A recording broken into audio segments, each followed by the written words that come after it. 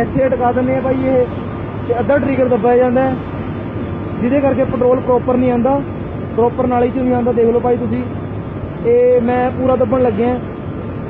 ਇਹ 3 ਟੱਕ ਦਿੱਤੇ ਹੋਏ ਆ ਭਾਜੀ, 1 2 3, ਤੇ ਜਿੱਥੇ ਲਾਉਣਾ ਚਾਹੀਦਾ ਫੁੱਲ ਪੈਟਰੋਲ ਆਉਂਦਾ। ਮੀਟਰ ਪੂਰੀ ਸਪੀਡ ਨਾਲ ਘੁੰਮਦਾ ਤੇ ਪੈਟਰੋਲ ਬਿਲਕੁਲ ਸਲੋ ਆ ਰਿਹਾ। ਹੁਣ ਆ ਰਿਹਾ ਫੁੱਲ, ਕਿਉਂਕਿ ਇਹ ਕਰਦੇ ਨਹੀਂ ਹੈਗੇ, ਪਰ ਤੁਸੀਂ ਨੋਟ ਕਰ ਸਕਦੇ ਹੋ ਜਾ ਕੇ ਪੈਟਰੋਲ ਪਵਾਉਣ ਤੇ।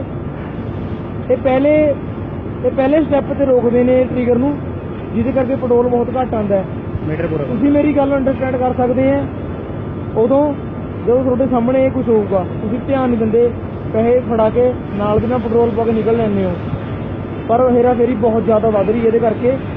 ਦੇਖ ਲਓ ਭਾਈ ਤੁਹਾਡੇ ਸਾਹਮਣੇ ਹੈ, ਇੱਥੇ ਫੁੱਲ ਹੁੰਦਾ ਇਹ, ਕਿੱਥੇ ਫੁੱਲ ਕਿੱਥੇ ਕਰਦੇ ਆ ਇਹ ਪਹਿਲੇ ਤੇ, ਜਿੱਥੇ ਅੱਧਾ ਟ੍ਰਿਗਰ ਦੱਬੇ ਜਾਂਦਾ ਪੈਟਰੋਲ ਵੀ ਬਿਲਕੁਲ ਘੱਟ ਆਉਂਦਾ। Okay Bhai, thank you. ਵੱਧ ਤੋਂ ਵੱਧ ਸ਼ੇਅਰ ਕਰਿਓ ਮੇਰੇ ਵੱਡੇ ਵੀਰ। ਓਕੇ ਭਾਈ, ਬਾਏ।